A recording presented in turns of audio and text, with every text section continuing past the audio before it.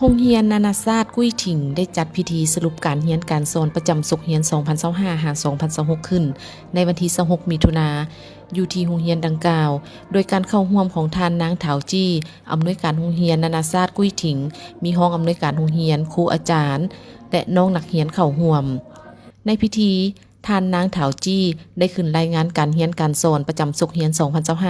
2025-2026 ซึ่งได้เน้นหนักใส่3วิชาเป็นหลักคือ ภาษาลาว ภาษาจีน และภาษาอังกฤษ นอกจากนี้ยังมีชั่วโมงศิลปะดนตรี ศิลปกรรม และพละศึกษา ซึ่งชั้นอนุบาลเน้นพื้นฐาน 3 ภาษา โดยมีภาษาลาว 6 ชั่วโมง ภาษาจีน 6 ชั่วโมง และภาษาอังกฤษ 5 ชั่วโมงต่ออาทิตย์ พร้อมทั้งมีวิชาดนตรี แต้มรูป และพละศึกษา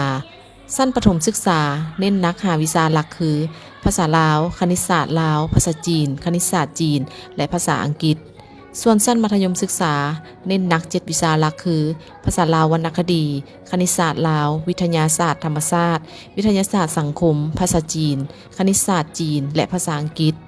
รูปแบบการประเมินกวดกาประจำเดือน ทางโรงเรียนได้กำหนดเอาอาทิตย์ที่ 3 ของทุกๆเดือน เป็นอาทิตย์การประเมินคะแนน และมีการสรุปเพื่อคัดเลือกนักเรียนดีเด่นรอบด้าน เข้ารับรางวัลจากผู้อำนวยการ